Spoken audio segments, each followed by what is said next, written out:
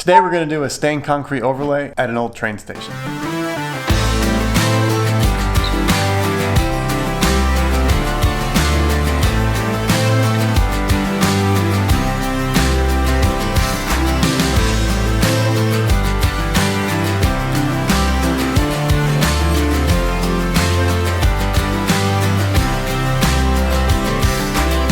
Okay, for this project, we're going to trowel down an overlay across the entire patio or sunroom or porch or whatever this thing is, and then we're going to stain it and seal it with epoxy.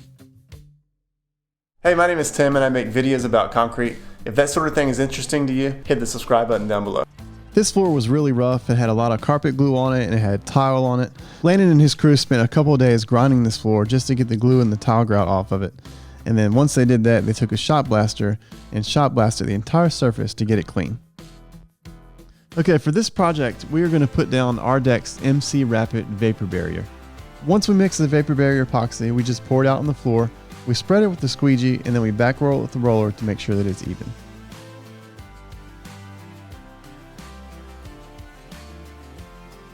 And after the epoxy gets spread on the floor and back rolled, then it's time to throw sand on the entire surface. It doesn't look that hard in the video, but this was a really hard day. I mean, it was throwing that much sand by hand is brutal. I know they make backpack blowers that are like modified leaf blowers that blow sand out. That would have been really helpful on this one. But this was a long day. The goal of throwing the sand here is that we're trying to create a rough profile so that the stained concrete overlay can stick to this epoxy. The epoxy is the vapor barrier part. That's what's holding the moisture down. And then the sand in the epoxy is creating the texture so that the overlay can stick to it.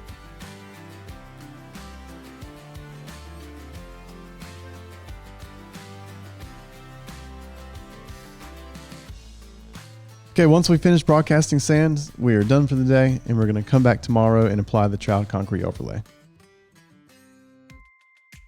We sent part of our crew up early this morning to clean up sand.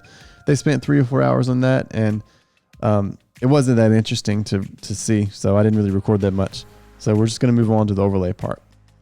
This was the weirdest project for us as far as like mixing this overlay. You've seen a lot of videos on this channel where we'll mix, at a minimum 50 pounds at a time, but a lot of times we're mixing, 200 pounds of something at a time. But for Ardex SD-M, that's their trowelable, stainable overlay. It comes in 10-pound bags and you mix it with 2 quarts of water. So this is really weird for us to be mixing it with a hand drill and in a 2-gallon container. If you're observant, you notice that the water was brown. I have no idea why the city water in the city of Stanton is brown.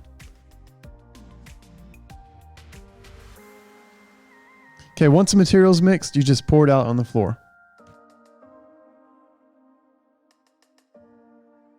You really have to be artistic to hand trowel a floor. And the biggest tip that I could give somebody who's trying to do this for the first time is to think of troweling the floor in figure 8 patterns and not in rainbow patterns. When people first trowel concrete on the floor, they have this habit of just going left to right, left to right, left to right, and backing your way out of the job. And it just looks like a man-made repeating pattern. But if you change your way of thinking as you're troweling it down, if you think figure 8s as you're troweling, and for some reason that pattern is not as obvious as if you were to make a rainbow pattern over and over.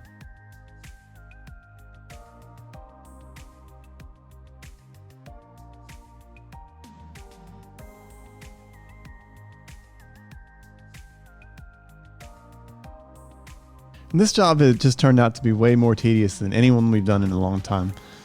First it was like throwing all the sand that wore us out. And then today the thing that's taken forever is all of these hand-tooled joints that were in the existing concrete. We found that if you fill concrete joints up like the ones in this project, that when those cracks do come back, they tend to come back and break out what is in those joints as the concrete cracks again. So it creates a huge problem when big chunks of concrete are coming out of all these control joints that used to be there. So the way to avoid that is to not fill the joints. So as we're doing this overlay today, we're troweling over the floor and we're trying to keep it out of the joints, but it was just impossible to do that. So once we troweled the floor, we had to go back with a trowel or a paintbrush or whatever, and we would have to remove the material that got in the joints and then re-trowel the edges of those joints so that it was smooth.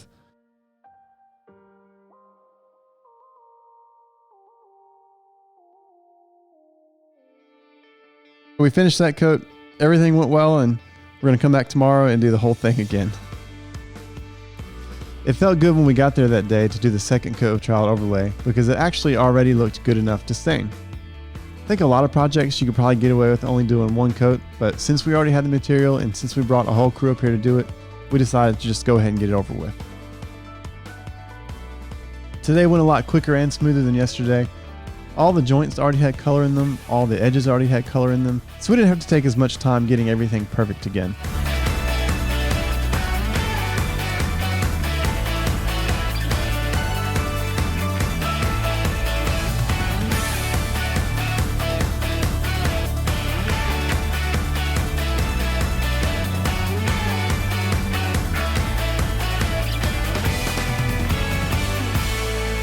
So once we finished that coat, we went home and let it cure overnight.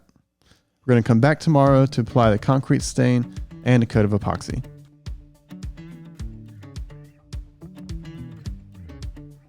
This part is pretty self-explanatory. You just mix the concrete stain, you put it into a pump sprayer, and you spray it out. This is one of the more gratifying parts of the entire job. We're going to go from that plain gray concrete this morning to stained concrete with the glossy epoxy on it by the end of the day. This is always the funnest day of the project to me. So the stain that we're using is an acetone based stain, so the job site can actually get pretty fumy. A few years ago I bought what is called an air scrubber, and you see that on the screen now. And what that is basically is that it's a vacuum cleaner for the air in the room. So one end of the pipe is going to suck all the air in, and then we pipe it outside and it blows all the air out. Even though we need to be wearing respirators in this project, the air scrubber does such a good job that if you weren't wearing a respirator, you don't really smell the acetone in the room. They're pretty expensive, but it's one of the best things that I've bought in a while. It's nice because we don't have to breathe fumes in when we're around the project, but in addition to that, it speeds up the entire process because we no longer have to wait for the fumes to get out of the room before we can start applying our epoxy. I'll leave a link with more information about where you can get one of these air scrubbers and some of the other tools we're using on this project in the description below.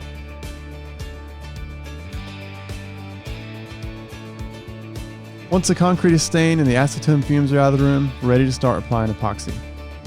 Today we're going to be using a water-based epoxy, and we're applying it with a 3/8 inch nap roller.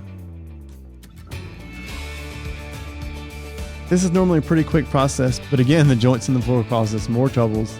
We had to stop at every control joint in the entire floor and take a paintbrush and get the excess epoxy out of the joint. Like I said, we're using a water-based epoxy, and that's just not meant to be on the floor very thick. So if we leave it puddle in the joint lines, it's going to cause us trouble.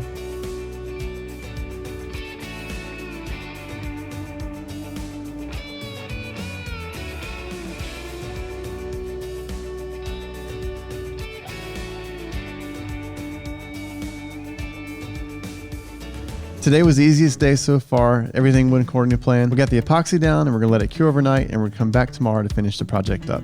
It's always so fun walking in on the last day. Usually we walk in the door, the epoxy is on the floor, it's laid out and it's shiny and smooth, and we're basically seeing what the finished floor is gonna look like. We did have a few issues though.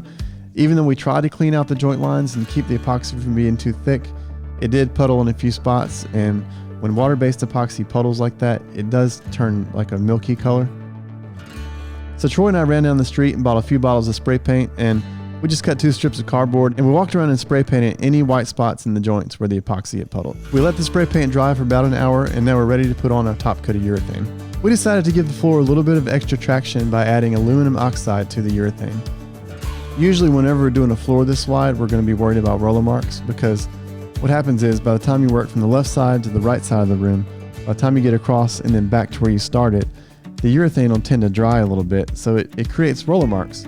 But the joints in the floor are going to help us out on this one, because since we have all of these joints, we can actually just start and stop on each block. That means we can go slow and do one block at a time, and it's going to be a really easy day.